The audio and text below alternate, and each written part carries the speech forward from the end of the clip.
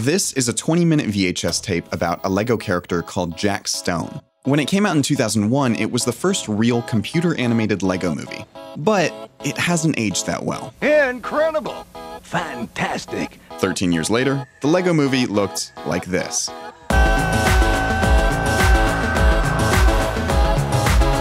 Let's watch that again. This is 2001. There you have it! And this is 2014.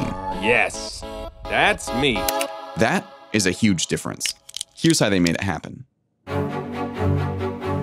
My name is Grant Freckleton. I'm a production designer at Animal Logic. He's overseen the animation style of movies like Legend of the Guardians, 300, and more recently the LEGO movie with co-directors Chris Miller and Phil Lord. Chris and Phil were determined to sort of make sure the audience were confused about what they were seeing. You know, is this actually stop motion or is this a CG film? And that became a big debate.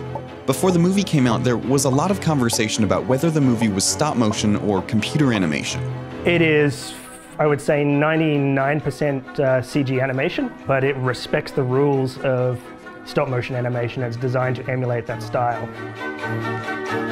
To understand what made that style so unique, you have to look back at what LEGO movies used to look like. Early productions for themes like Bionicle, Star Wars, and Batman helped establish the whimsical feel of LEGO movies, but the animation didn't fit the physics of the toy itself.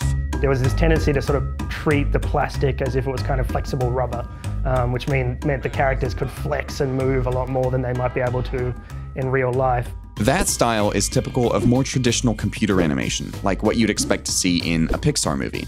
Take a shot like this, for example. The background isn't made of actual blocks, plastic limbs are bending in ways that they couldn't, and the faces are a bizarre blend of skin-like texture and LEGO geometry.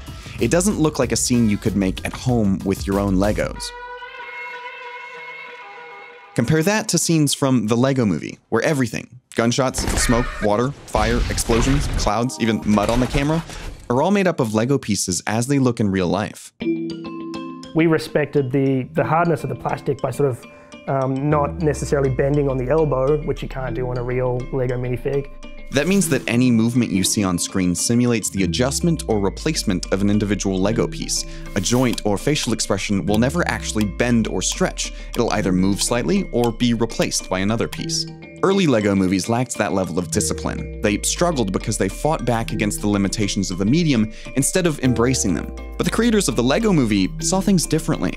Characters that have, limitations force you to find solutions and charming ways of doing things in different ways. I mean, look at R2-D2. He's like the ultimate limited character. He's basically a bin with wheels that makes beeping noises, and that's all he's got to work with. Yet he's a really charming character, and everybody loves him. Same with BB-8 and other characters. Same with the Muppets. They're essentially sock puppets with googly eyes that you don't really have much control over. But it's from those limitations you actually get a lot of charm. Every now and then, the LEGO movie animators would let some joints overextend slightly to make room for a nod or a shrug of the shoulders, but overall, sticking to the plastic rule made for a believable movie. You can freeze frame any part of the LEGO movie and look at a scene that you could practically make at home. We're always trying to sort of echo and hark back to how a child might make a film in this, so we would alternate between thinking like responsible filmmakers working on a large budget Warner Brothers animated film, and then we would suddenly approach a scene as if we were like a kid animating in their basement. But the history of LEGO movies actually does start with kids animating in their basements. In 1973, two Danish cousins aged 10 and 12 shot a short film called Journey to the Moon on Super 8 film. They made it for their grandparents' 50th wedding anniversary, and it's widely considered to be the first time anyone made a motion picture with LEGO blocks. Note that the people in this film are just little cylinder blocks. This was before any version of the minifigure design came out. Movies like this came to be known as brick films.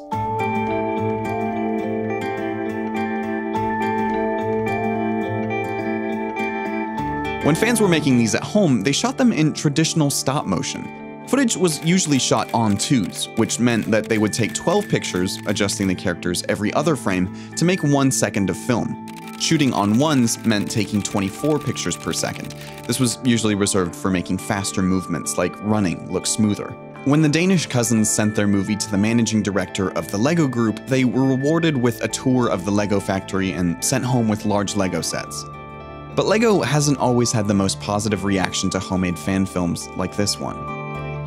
Between 1985 and 1989, a teenage animator named Lindsay Flay worked on a 16-minute short called The Magic Portal. He used borrowed equipment to shoot it in his parents' basement. Before entering festivals and competitions, Flay sent the film to Lego to see if they were interested in doing something with it. At first, Lego responded with a letter of approval, but soon the company started expressing legal concerns and issued a letter demanding Flay surrender all copies of the film within 7 days. Lego ultimately backed down, but Flay had already missed out on most major film festivals by then. Flay actually went on to work at Animal Logic. He left before production on Lego projects began, but his movie had a huge influence on the world of brick films. If you look at the live-action portion of the Lego movie, you'll see Finn, the little kid, holds up a sort of cardboard tube, and across the side is written Magic Portal. The Lego movie, of course, was a huge technical feat. There are 15,080,330 animated Lego pieces and 182 unique minifigures in the movie. Early mock-ups of buildings and vehicles were drafted out on a free software called Lego Digital Designer. Later on, in the animation software Maya, each brick was given profiles for fingerprints, dents, seam lines, scratches, and dust.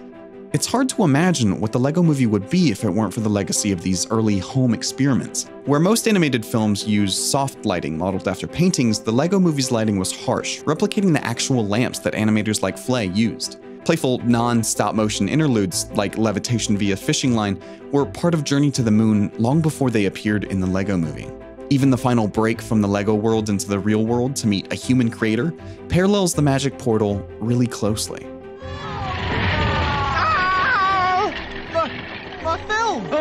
It's easy to miss on screen, but the Lego movie pays tribute to fan films in the background of this scene. These 4 clips are shorts submitted by fans. Look at all of these things that people built. The homage was a nod to the fans. By doing that, the movie embraced the idea that amateur creators matter. And sometimes the way they handle source material is far better than the way major studios are used to doing it.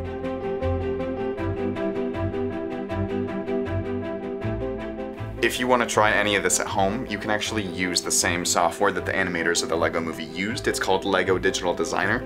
It's totally free off the internet. When I talked to Grant Freckleton, he challenged me to make this sort of pig-drawn carriage. I tried. I got the pigs and I got the wheels, but not much else. It's very, very difficult.